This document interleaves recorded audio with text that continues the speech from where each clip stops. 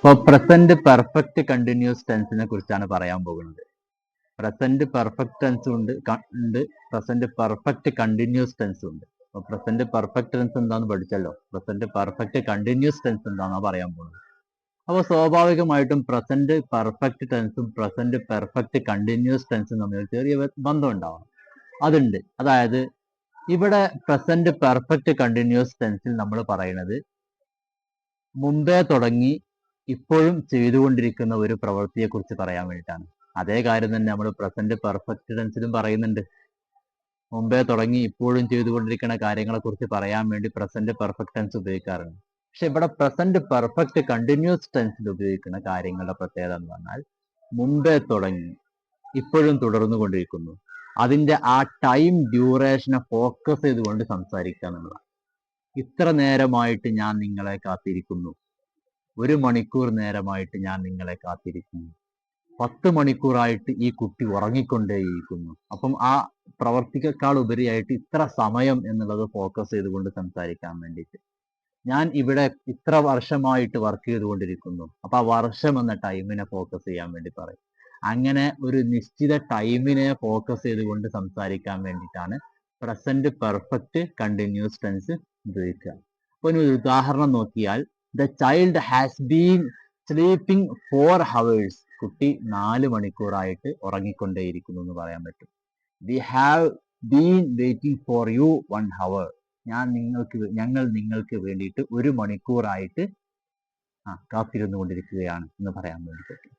We have been working here 10 years. ഞങ്ങൾ 1 വർഷമായിട്ട് ഇവിടെ വർക്ക് ചെയ്തുകൊണ്ടേയിരിക്കുകയാണ് എന്നൊക്കെ പറയാൻ വേണ്ടിയിട്ട് പ്രസന്റ് പെർഫെക്റ്റ് കണ്ടിന്യൂസ് ടെൻസ് ആണ് ഉപയോഗിക്കുക. അപ്പം ഇവിടെ ഉണ്ടാകുന്ന വാക്കുകൾ നിർമ്മിക്കുമ്പോൾ നമ്മൾ ശ്രദ്ധിക്കേണ്ട കാര്യം എന്ന് പറഞ്ഞാൽ എന്താണ്? ആദ്യമായിട്ട് സബ്ജക്റ്റ്. ആ സബ്ജക്റ്റ് വരുമ്പം ഈ വെർബ് വരുമ്പം നമ്മൾ എപ്പോഴും എന്താണ്, വെർബിന്റെ ING ഫോമാണ് ഉപയോഗിക്കേണ്ടത്.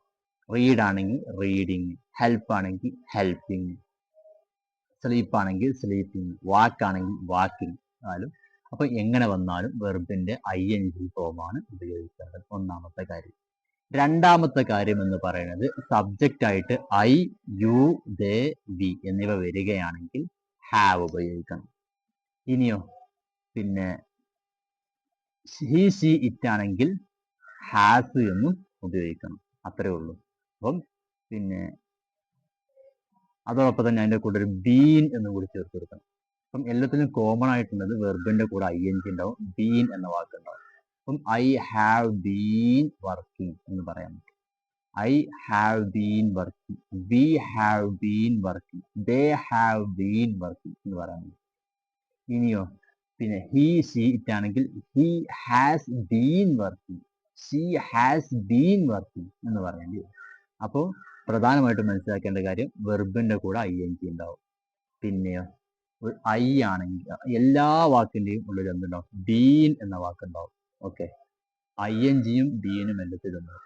പിന്നെ ഉള്ളതെന്ന് പറഞ്ഞാൽ I ആണ് സബ്ജക്റ്റ് എങ്കിൽ I ഹാവ് ആയിരിക്കും, യു ആണ് സബ്ജക്റ്റ് എങ്കിൽ ഹാവ് ആയിരിക്കും, ദേ ആണ് സബ്ജക്റ്റ് എങ്കിലും പിന്നെ ഹാവ് ആയിരിക്കും, വി ആണെങ്കിലും സബ്ജക്റ്റ് എങ്കിലും ഹാവ് ആയിരിക്കും. പിന്നെ he, she, it എന്നിവ വന്നാൽ ഹാവ് ആയിരിക്കും. ഇത്രയും കാര്യങ്ങൾ മാത്രമേ ഉള്ളൂ. ഓക്കെ.